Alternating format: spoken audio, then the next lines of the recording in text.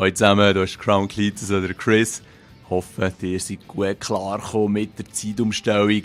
Es ist ja immer das Schöne, wenn man eine Stunde dazu gewöhnt hat. Da sagt man definitiv nicht nein. Vielleicht ist der eine oder andere noch ein bisschen verpeilt. Vielleicht auch nicht einmal wegen der Zeitumstellung. Whatever. Ich möchte mich wirklich an ein, in meinen Augen, schwieriges Thema herwagen. Ich habe in letzter Zeit viel von diesen Xbox One vs PS4 oder sonstige Vergleichsvideos, Empfehlungsvideos gesehen.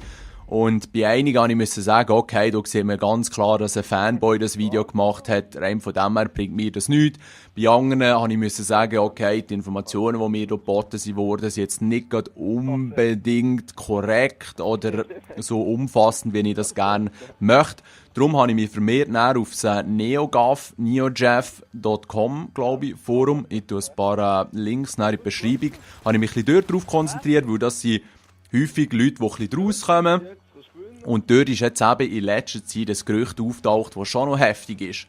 Und zwar wird es jenste Games geben, das Ghost unter anderem, die auf der Xbox One nur mit 720p laufen und auf der PlayStation 4 mit 1080p. Jetzt die mit den Auflösungen nicht so Freunde sind, die die Zahlen nicht so viel sagen, 720p ist HD ready und 1080p ist Full HD. Und der Unterschied ist, die Auflösung ist fast doppelt so gross. Ja. Oder auch mal 1,5 Mal. Und für jemanden, der das ein bisschen kennt, oder auch PC-Spieler, die werden diesen Unterschied sofort sehen. Jemand, der sich das nicht so gewohnt ist, der wird das vielleicht nicht so als krass anschauen. Und die Auflösung sagt ja nichts, wenn es dafür auf der PS4 viel langsamer läuft, nur mit 30 Bilder pro Sekunde und auf der Xbox One mit 60.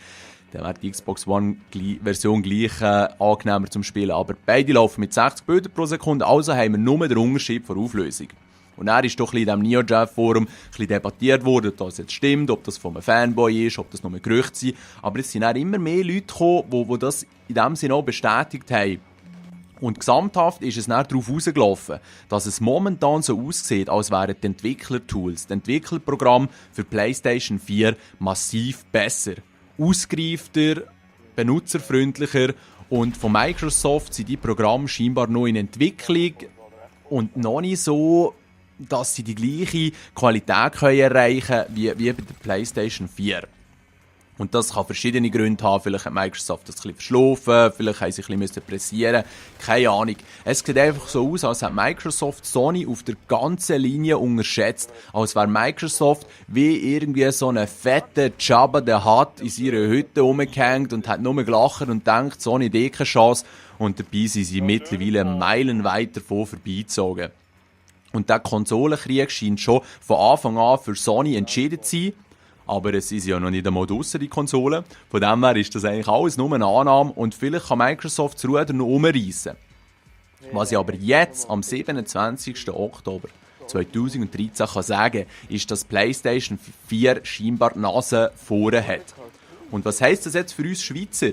Das ist eigentlich noch etwas Interessantes, weil in unserem Land kommt ja die Xbox One erst nächstes Jahr offiziell raus. Offiziell.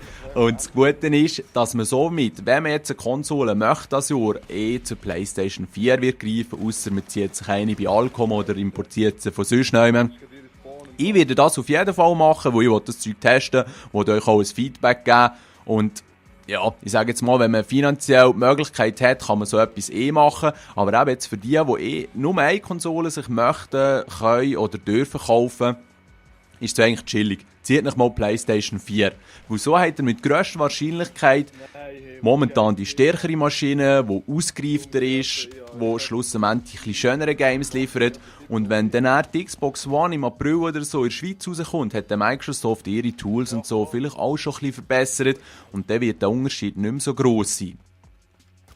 Vielleicht sind sie dann aber auch noch gleich wie. Das ist noch schwierig zu sagen. Und rein von dem her kann es sein, dass momentan sage ich ja, dass die Homebase von Crown ist eher die Xbox, aber es sieht momentan so aus, als würde das im nächsten Zeitalter, in der nächsten Konsolengeneration auf PlayStation wechseln.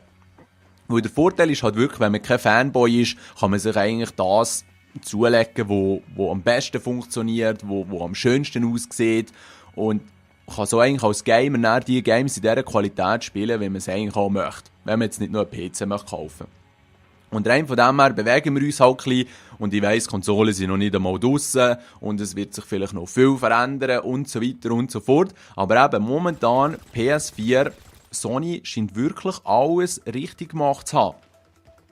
Und Microsoft hat es einfach verhängt und hat Sony scheinbar recht unterschätzt. Und rein von dem her sind sie jetzt mit gewissen Sachen noch hinten drin. Ich möchte weder Microsoft bashen, noch irgendwie eben Konsolenkrieg anzetteln, weil ich bin Fan von allen Konsolenherstellern. Ich meine, dank denen haben wir eigentlich so ein cooles Hobby. Für die es auch cool finden. Und möchte ich da eigentlich nur so ein bisschen halt eine objektive Meinung von meiner Seite übermitteln, um euch die Kaufentscheidung vielleicht auch ein bisschen zu erleichtern. Aber eben, weil wir in der Schweiz das Szenario haben, dass die Xbox später rauskommt, wenn jetzt nicht gerade ein Hardcore-Microsoft- oder Xbox-Fanboy bist, dann hol dir PS4, wenn du eine neue Konsole willst. Effektiv. Und es wird sich dann zeigen, wie sich die Konsole in den verschiedenen Gebieten, eben Online-Service, Games, qualitative Games, Quantität von den Games, bla bla bla. Es wird sich zeigen, wie das durchläuft. Und von dem her kann sich noch alles bewegen. Aber momentan sieht es echt so aus, als würde PS4 das Rennen machen, weil Sony effektiv fast alles richtig gemacht hat. Ja, ich muss jetzt mal etwas zum Morgen essen. Ich wünsche euch einen schönen Tag. Hoffe, ich konnte euch ein bisschen helfen und habe euch nicht primär verwirrt. Wenn ihr noch Fragen habt, einfach in die Comments stellen. Ich versuche die jetzt zu beantworten. Und so ein bisschen Fanboy-Konsolenkrieg, Kommentare könnt ihr euch bitte sparen. Die bringen nämlich meistens gar nicht. Merci vielmals fürs Zuhören und Schauen. Im Hintergrund ist so ein bisschen random GTA gelaufen. Best Game ever. Macht's gut. Ciao zusammen.